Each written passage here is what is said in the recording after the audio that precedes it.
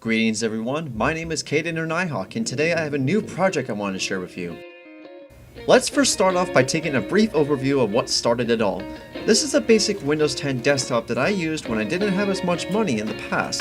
If you take a look inside, back before I donated it to my brother, it featured an Asus AMD Radeon High Definition 7750 video card.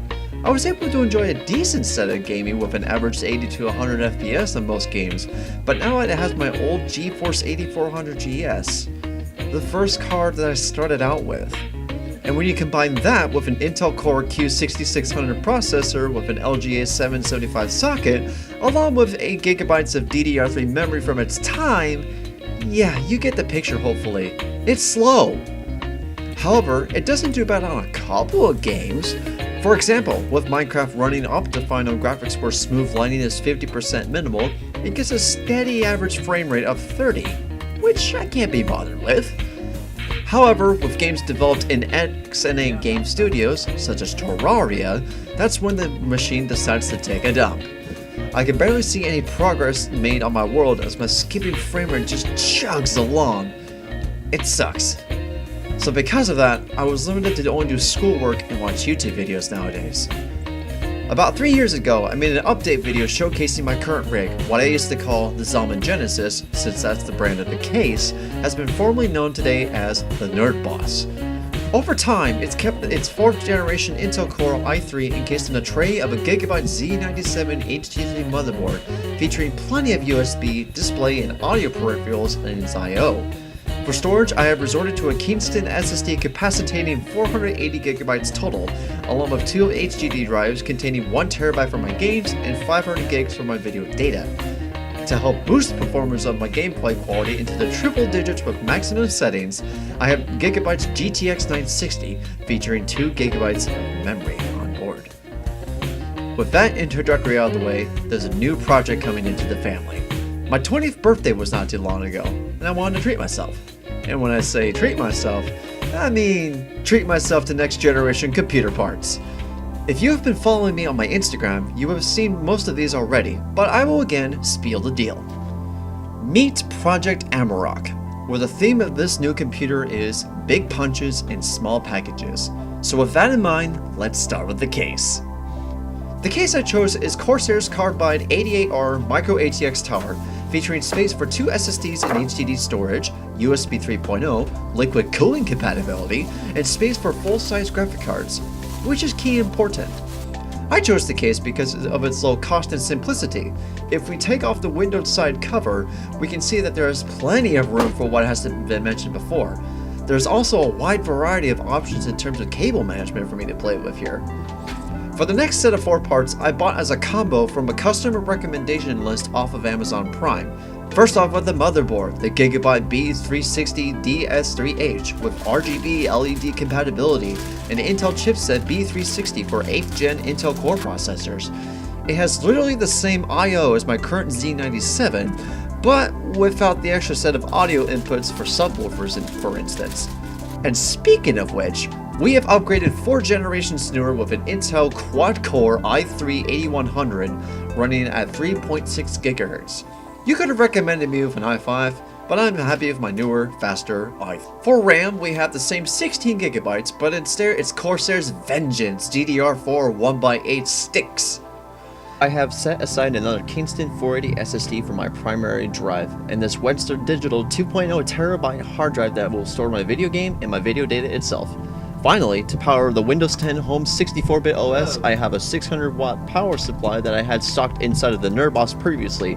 I like the fact of its secured powered cables, and plus, it's a flush black that goes great with the case. Now, don't get me wrong, the Nerd Boss has been serving me well, and I've been getting great gameplay experience, but I like to think of it as an upgrade in terms of generations.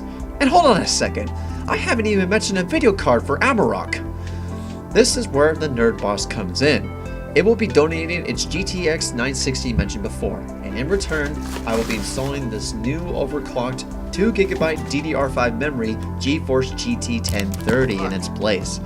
It may not be a close match in terms of markets, but I will still get the job done as a secondary machine. The reason I'm doing this is because I want the Nerd Boss to become my secondary rig. is to take my older computer's place.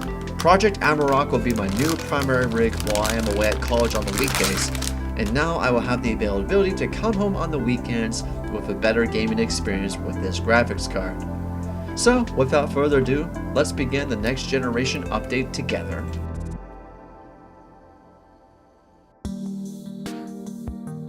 The first thing in my book to do is to install the motherboard in the case with the i3 processor and the two 8GB Corsair sticks of RAM. I am using thermal paste as well as I lock the processor fan into the motherboard.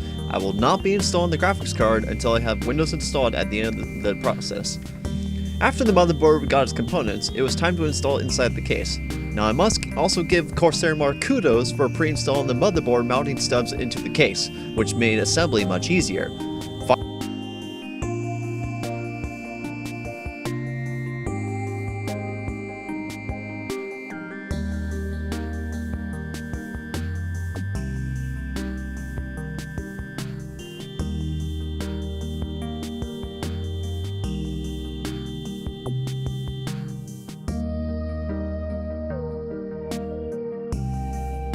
Finally, connecting the motherboard and processor to power, it was time to boot the new machine up to the confirmed posting and functionality, and...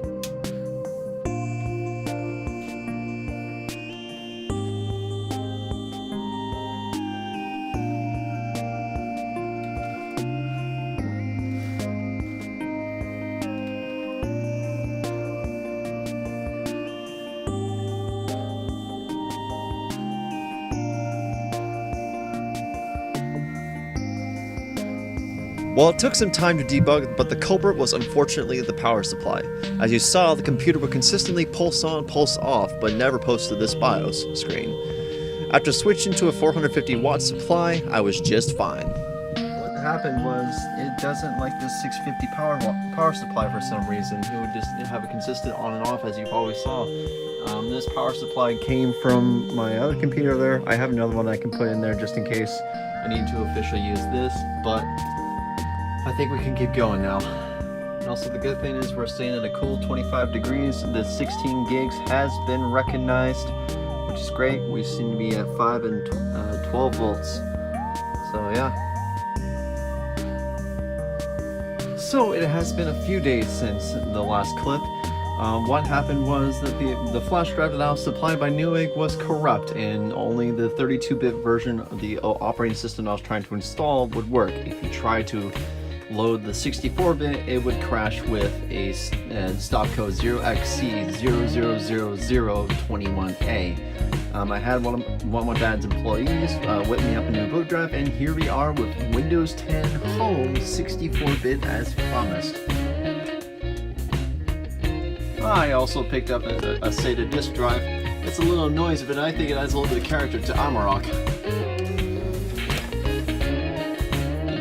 Vibration, kind of like how the Flopatron was. And as you can see, I went ahead and also added the Intel Core 8th Gen sticker just to show off what's packing into this puppy. I also went ahead and did some off-camera cable management. It again isn't the prettiest, and I'm still learning, but just based off of what I'm limited to with this power supply, and also like what Corsair provided, it's just a little hard to play with, but hopefully it isn't too bad. I mean, the only thing we're going to be rocking in here is a GTX 960 to be pushed here, and then of course we need to put in our 2.0 terabyte hard drive into the space sub. So let's go ahead and just transition back to the time lapse and keep on working. Alright everyone, it's time for a moment of silence as we take off the graphics card that used to be great in the Nerd Boss. It is now going to Amarok.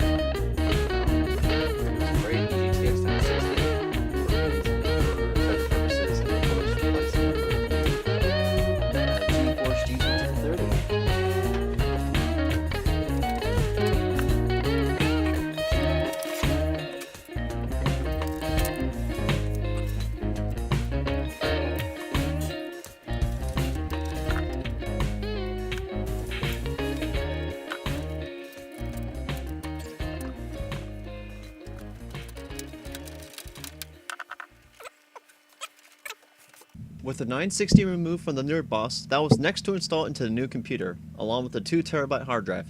More credit goes to Corsair again for making the hard drive installation toolless by making these tabs that go into the holes where you normally screw in the hard drives onto the case. They just pop right in, and from that are nice and secure inside the chassis.